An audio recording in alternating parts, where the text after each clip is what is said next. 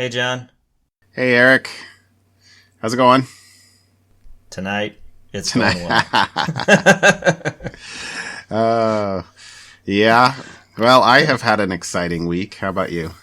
I'm actually kind of excited to hear about bees. Oh, bees. Yes. That was one of the things.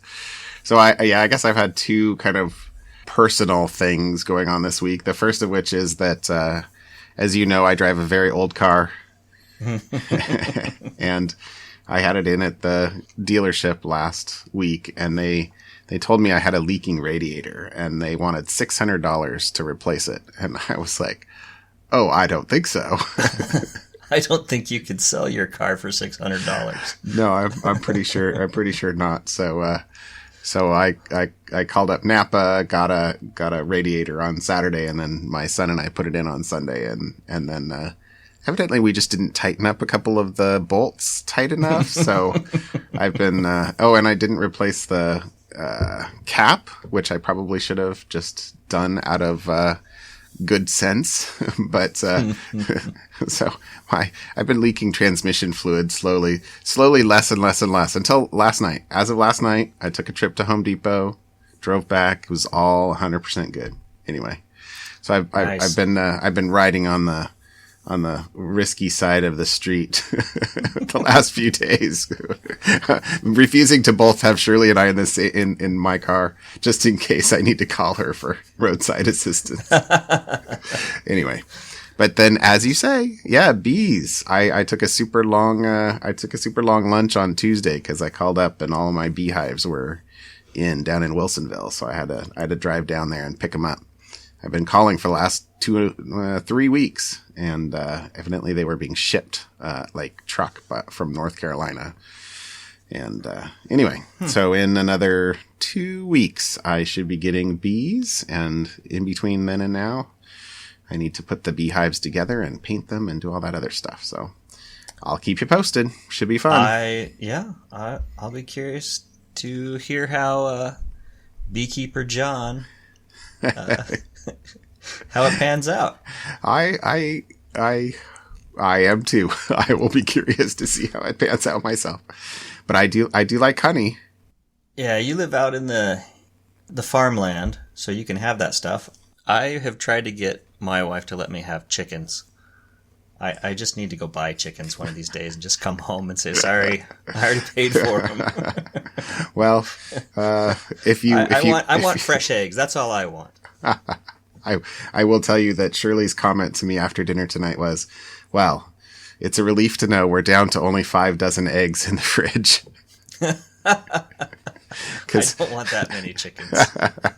We've been eating a lot of eggs lately. Yeah. Anyway. Well, this was an exciting week, security tech-wise as well. Oh, yeah. A bunch of topics. We might have to bump up our show length to 45 minutes instead of 30. Or just talk faster. Oh, I think I talk fast enough, but maybe not. Maybe you need the smart speed. Yes. Overcast. There's our promo, Overcast. That's true. That's what I use. Thank you, Marco. Overcast is great. All right, sorry. All right, so give me lay it on me. What's my first topic? So the first one, which I saw on April 1st. So of course the internet goes nuts on April 1st, and as I think maybe April 1st is a annual reminder that most of what you read on the internet is crap. So remember to use that filter the other 364 days of the year as well, maybe. But Cloudflare announced a new DNS server, 1.1.1.1. So, Google has 8.8.8.8 and I think 8.8.4.4. Well, they, in conjunction with AppNic, the Asia Pacific group that manages IP addresses, they own 1.1.1.1. So, of course, they said, hey, we need to create a new privacy-focused DNS server. Why not do it on, April, 4th month, first day, April 1st. So 1.1.1.1 is, Four kind of the ones. perfect thing. 4 ones, 4 1, right? So that was great. The kicker, or the fun side note, which will excite the geek in anybody, is their secondary is 1.0.0.1, which if you read in binary, first three 1.0.0, that's 4 in binary, and Yep. 1, right? Yep. So those are your two. Nice. They're your two IP addresses. Very that you fractal. Yes, that you can change your DNS to. And the reason behind this and why they have decided to do this is for speed, one, and to provide an alternative for privacy. Because a lot of your DNS traffic, anytime you go to any website, Yep. you're announcing to a DNS server. Some DNS Usually, server. some DNS server. It's, if you use Google's, it's 8.8.8.8. What website you're visiting and where you're going, and they can link you to where you're traveling to online. And so they are saying, hey, we're going to put privacy first, and we're going to be audited. KPMG is going to audit their systems and make sure that, hey, when you ask us for, to turn the name, to turn google.com into whatever Google's IP address is, we're not going to log that. So we're going to do that. So that was one piece. Yeah, that's one piece that they're touting. That's a good word. And the other half is they're also going to provide DNS services over HTTPS. So you can actually encrypt your requests. I noticed that. They've got APIs for developer docs on how to go about it. And I thought that was really cool. Yeah. I have not used it yet. So all I've read is kind of their home. If you go to your web search, open a browser, type 1.1.1.1, they kind of have high level stuff about what it is. For me at my house. And they have instructions for how to enable it on Correct. all the different platforms. Correct. They have instructions on how to do it. I have not done that yet. I want to read a little bit more about it. Currently, I use Cisco OpenDNS, and so I'm redirecting some traffic and using OpenDNS for some filtering, for some amount of filtering. And I don't know what kind of things that would, 1.1.1.1 is not going to do any of that filtering for me. Right. It's not doing content filtering. It's just right. Providing some privacy and right. Yeah, not anonymity. Well, Cisco privacy. Yeah, the OpenDNS is really just doing domain name filtering as well, right? Right. I say I don't want to go to let my kids go to violent websites or pornography or things like that. So known DNS, names, DNS classified. That's the word. Websites that have been classified in different areas.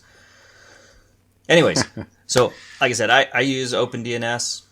I want to read more about this, and I also use the Eero system. So I don't know if maybe the OpenDNS I don't need anymore for the filtering because Eero's security.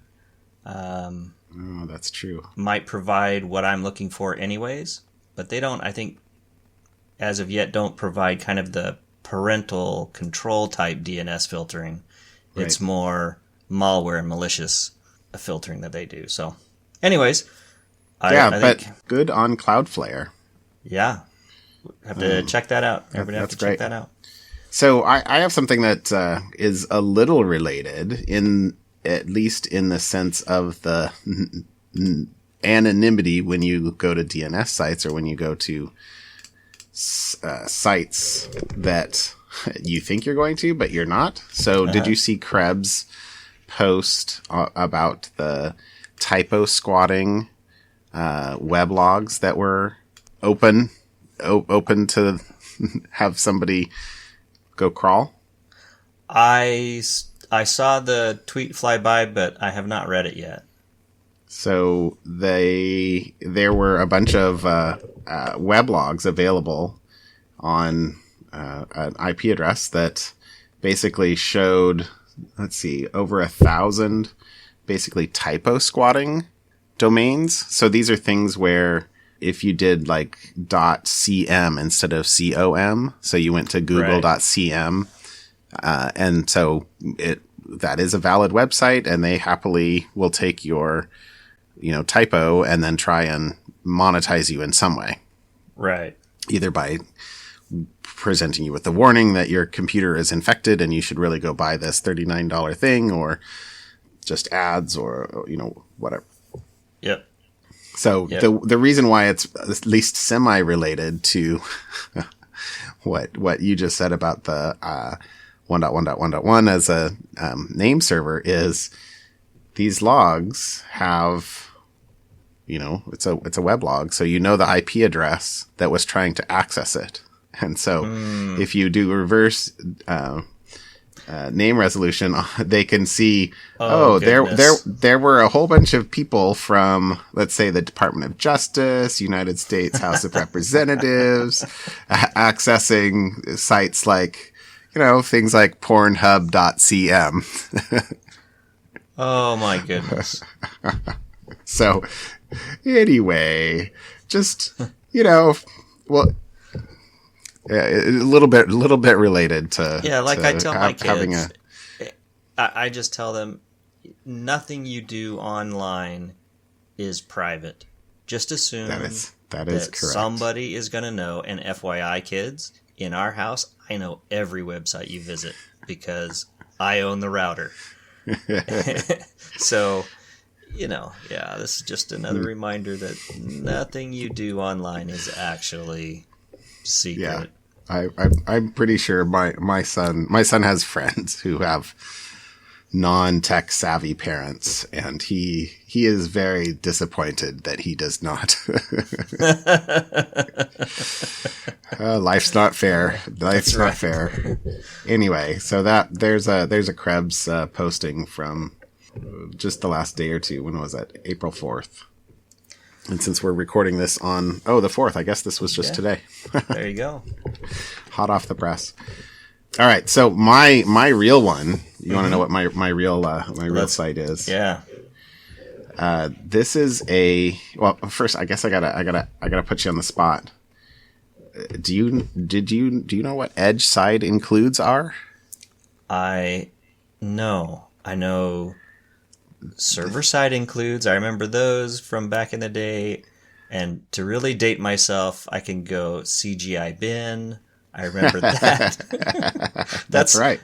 That's not what we're talking about here. With what is an edge side include? This is bizarre to me, because I thought, if you had asked me, was there a large aspect of serving sites that I was completely unaware of, I would have said, I think I'm pretty hip to, how the web works. An edge side include is an old standard from 2001 that is basically a way for the back-end server to tell a proxy or a load balancer to go fetch something else. So it's kind of like a server-side include, but at the edge, not at the server.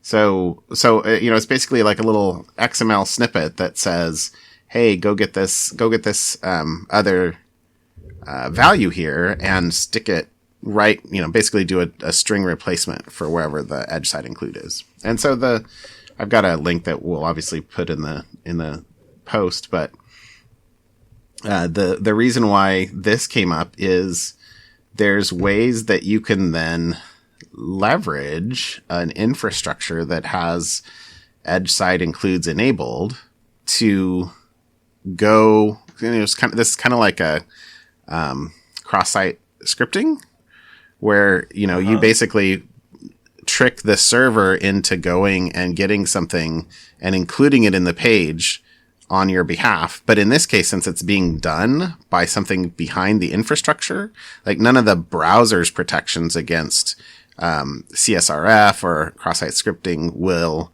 apply, because the server's done the replacement before it returns the result to the client. So this is a post here that has a bunch of information about this. But this was one of those sort of mind-blowing moments for me where I was like, I didn't even know this existed. What? And, there's a bunch of info about, what implementations are vulnerable and what, mitigations, can help and things like that. But so this is just a form of cross-site scripting. Oh, hold on. So think about this is a form of injection in a different location in the web lifecycle. Your browser to server lifecycle. This is a different way to inject malicious behavior or data into that. So let's walk this. So the browser sends a request to I'll say the edge, not the server, right? Because at the edge of most large infrastructures, you've got a load balancer of some sort that's going to decide which web server is actually going to handle that, right? So the load balancer also will generally act as a caching layer, right? And so it decides on a server to hand it to, hands the request to the server. The server, whatever the server, and so one of the other things that the load balancer might do is strip TLS, for example, right? Just for it used to be for performance. These days, there's no real performance penalty with TLS, but anyway, so the load balancer hits the server, and then the server will return a response to the load balancer, whose responsibility it is to return that response to the client, right? But what ESI is ESI is a standard that lets the actual web server return basically an incomplete response to the load balancer, and then it's the load balancer's responsibility to go complete that request by honoring the ESI tags that are in the response, filling them in, doing the substitution, and then returning. So, and basically the intent is to reduce load on the back-end servers for doing things that, might be cacheable at a different frequency. So one of the examples that this page used was that, the weather in a particular location might be, cached on a different set of servers than the rendering page. But from the client's perspective, they basically want to hit the load balancer. The load balancer then will basically make two requests, one request to the server that gets all the basic page data, and then one to a different cache that will return the actual weather that's being requested and the temperature or whatever, and then return the response. If I have a web server and I'm creating a web page, in my web page I don't code in these ESI. You do. I do. So as a web author, yes. I'm coding these, or if I'm using a tool, you code those in because you know how to optimize your infrastructure. But if I'm evil.com, the example that they use in here a lot is evil.com. It's funny. What if I can give you some user entered parameter that you reflect back to me? This is just like cross-site scripting or something like that, right? If you're not escaped properly, where the code that I send back that you're returning back is ESI something. So obviously most frameworks these days are good, and that most situations presumably you'll be escaped properly. But for example, if what's being returned is not HTML, but maybe JSON, you could not do XML escaping in JSON and yet have the intervening servers still interpret that and do the substitution. You could, one of the mitigations that, was in place for some is that, you can have a whitelist of servers that can be, ESI'd to. But if that's not in place, you could have basically, you can leak data by having the ESI go to a domain of your control. And that would at least indicate that the infrastructure is vulnerable. Or one of the other examples in here that they have is, leaking cookies that are HTTP only shouldn't be possible to get at, but by basically putting them as parameters to an external request, you can leak, session IDs and things like that. So anyway, net. So I found this to be particularly interesting just as a vulnerability and as a research project, but then also as a whole bit of infrastructure that I was unaware of. Yeah, I hadn't ever heard of ESI either until you sent this article along. Yeah. So anyway, they've got some data in here about Squid, Varnish, Fastly, Akamai, Node, a couple Node.js implementations. But this was a great article, I thought. Oh, cool. Yeah, I'll have to read that one and at least educate myself somewhat. Learn about a new part of the internet I wasn't aware of. I found that cool. All right. What's your next one? Well, I think you and we've talked about this a number of times in the past at lunch. But this is the first article I've seen actually handing out a date. And the title of the article, it's from Bloomberg. It's Apple plans to use its own chips in Macs from 2020, replacing Intel, which would be huge.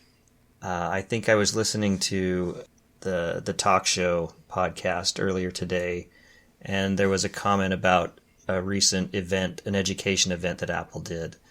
And the comment from the host there was, Apple was very careful not to brag too much about or compare its iPad's power to the laptop's power, because the iPads are now way more powerful than their own Mac lines that are Intel based. So maybe at least the blurb out, but at least the what is it called, the MacBook, not the MacBook Pro, but the MacBook, the little 12-inch MacBook that uses the M. Yeah, the MacBook Air, M which everybody chip, gets, right? Yeah, that. Of course, those chips are old, but you and I have been going to lunch for many years, and to be honest, this has been writing on the wall for a long time, I think. Yeah, I think so too. That they have Mac OS running on ARM chips happily in their own labs, and all their, they've got that. Well, you don't know. You know, right?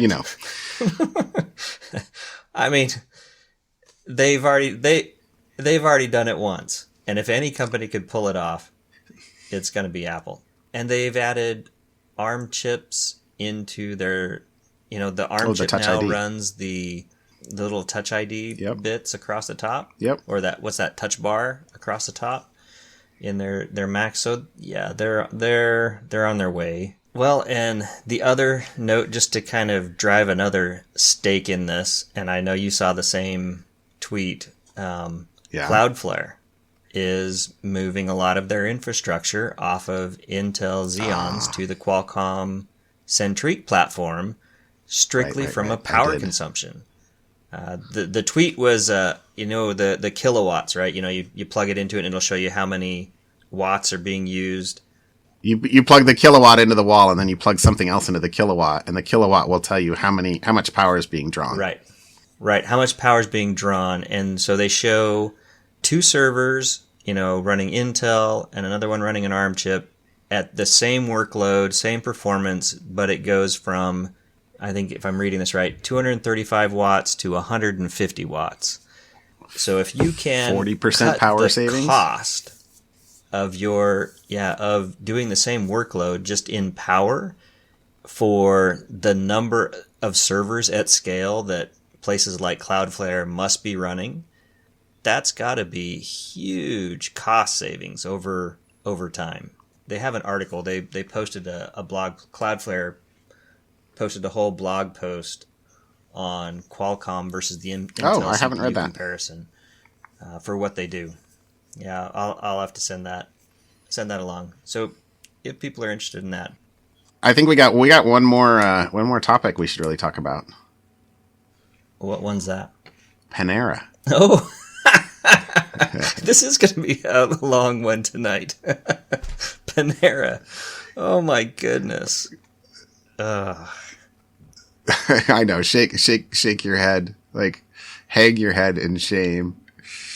Oh.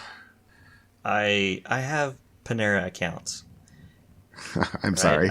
I don't, well, I discovered that I have a Panera account with an actual username, and I don't know what the password was, just by going into the store and getting the little loyalty card, and you sign up and you tell them your email address, and they give you a card, and then you can,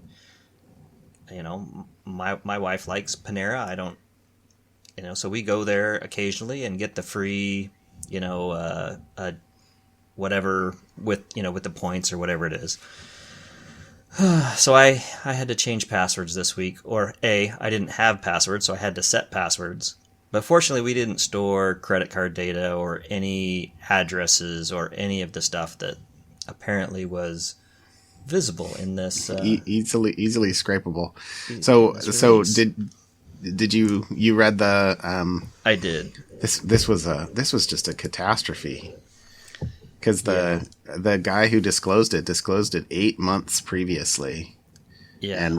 And did you read the email threads between him and was it Mike?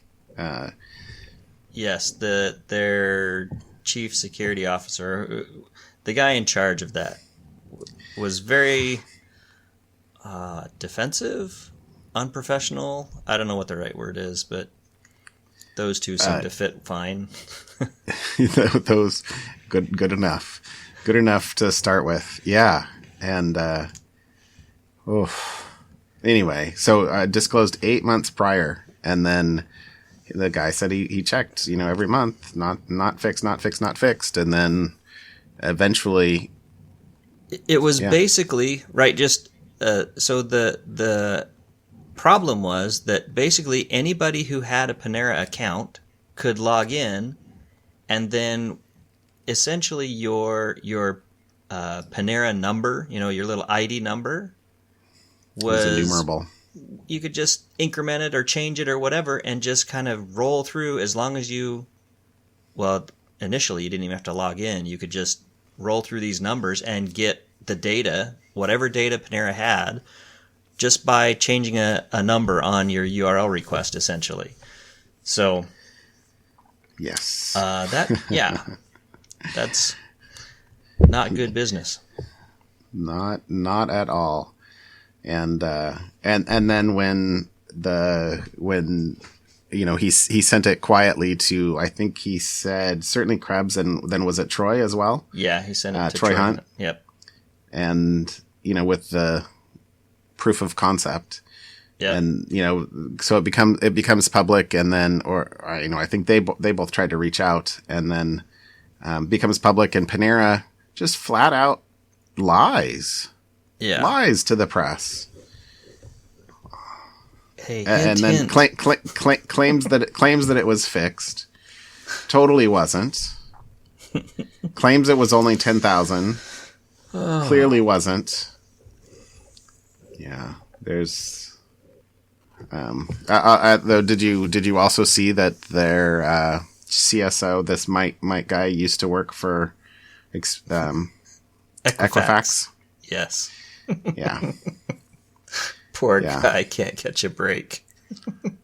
Well, dude, like chaos in his wake. I think maybe whoever he goes to work for next. I think Troy Hunt has a whole lot of what are those classes that he teaches? Pluralsight? Yes. maybe.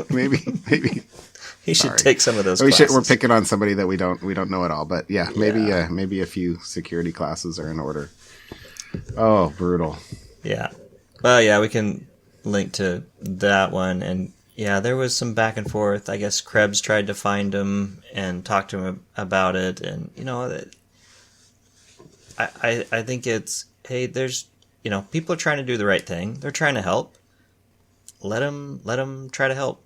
Don't get too defensive too quickly.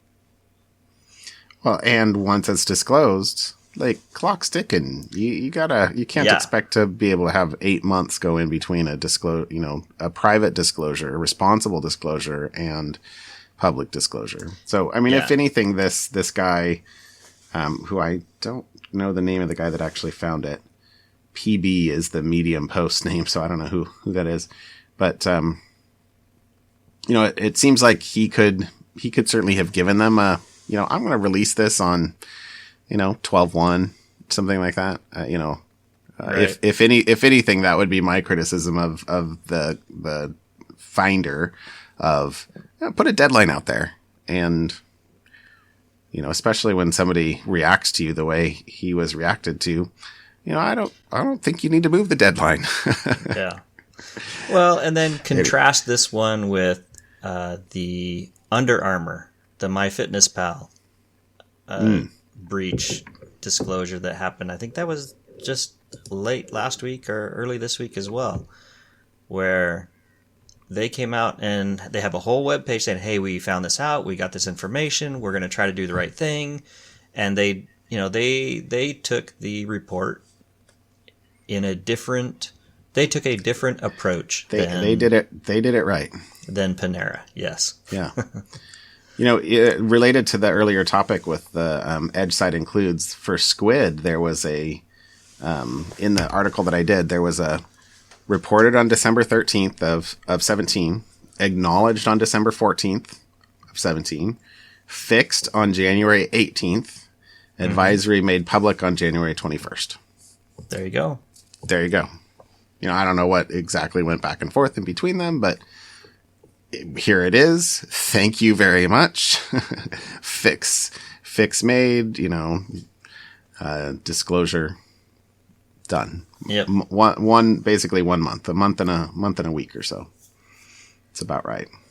Well done. All right. We're quite a ways into this recording. Shall we do something fun? Yeah. So I'll tell you mine first. So over the weekend, so last week I was home alone with my boy. I think I mentioned that last week. The girls were out and about for spring break, and I was home alone with the boy. And on Friday of last week, we decided to go hike up in the gorge. So up here in Oregon, the Multnomah Falls. What I had forgotten, or I guess not forgotten, but what I had just never dawned on me was the fires that went through the gorge last summer have closed a lot of the trails. Like 80% of the trails, it felt like. I have a little app that tells me what trail, how long it is. We had to go do this hike.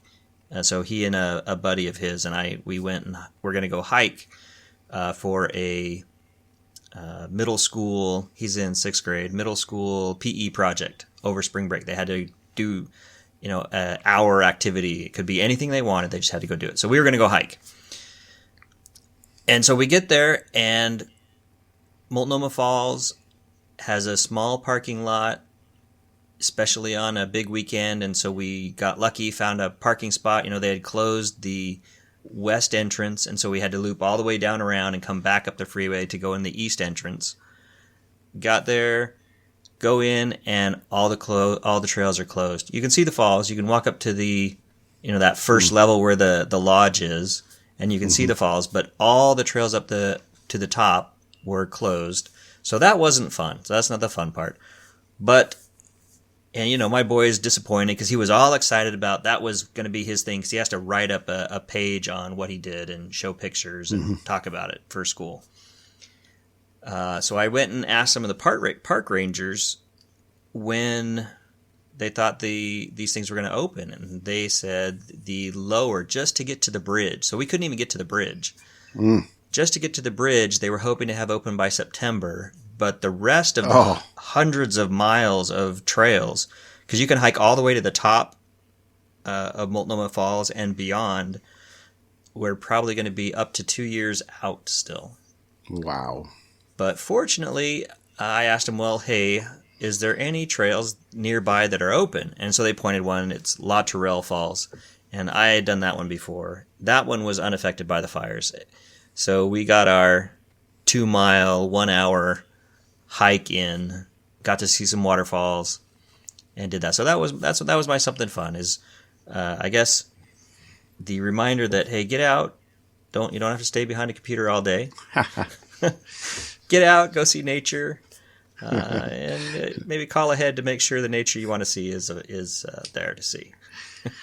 So that's great. Well, that's fun.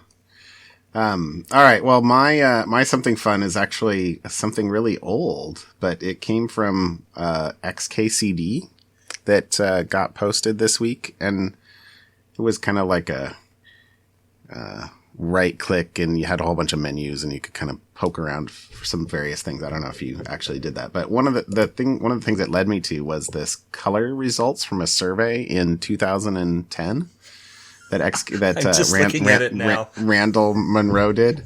Oh my gosh, this I must have busted a gut like at least a couple of times. Probably a good thing I wasn't reading this at work or something like that, because I mean,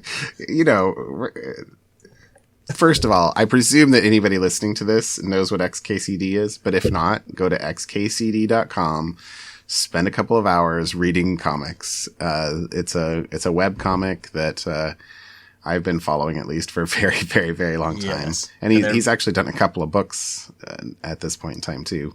They're very intelligent. That should be something fun. The his what ifs. Exactly. Those are awesome. What if you threw a baseball at the speed of light? Yeah. Anyway, so. This is. I'll just say a couple of things about this. First, if you ask people to name colors long enough, they go totally crazy. Puke and vomit are totally real colors. A couple of people tried to embed sequel drop table comments in the color names. Nice try. And this was one of the best. Nobody can spell fuchsia, which is funny because later on down the line, he shows a screenshot of Google recommending, did you mean to spell fuchsia in a different way? That was also incorrect.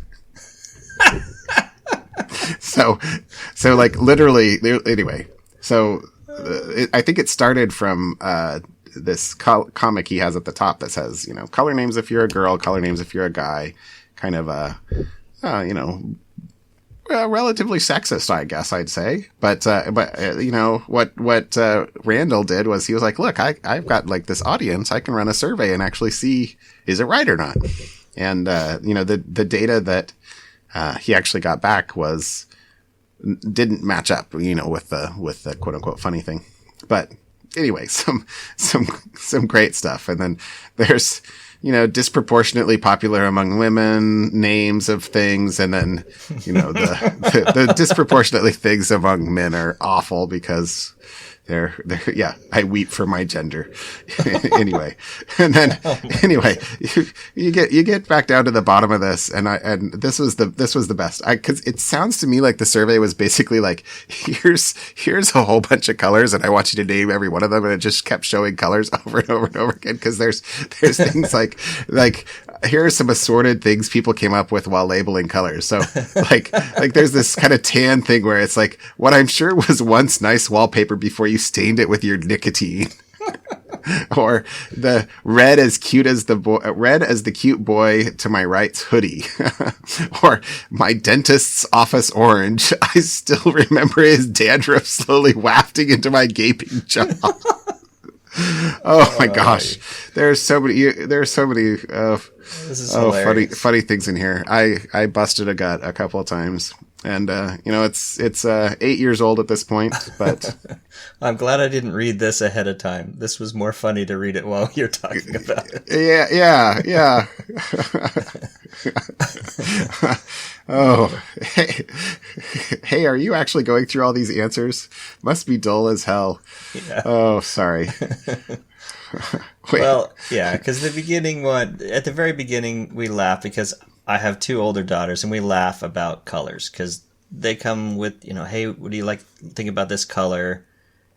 and I'll say, well, it's a nice red. And no, it's, and they'll tell me the other color, and it's kind of now a joke. It's a running joke. So the first chart there, which is his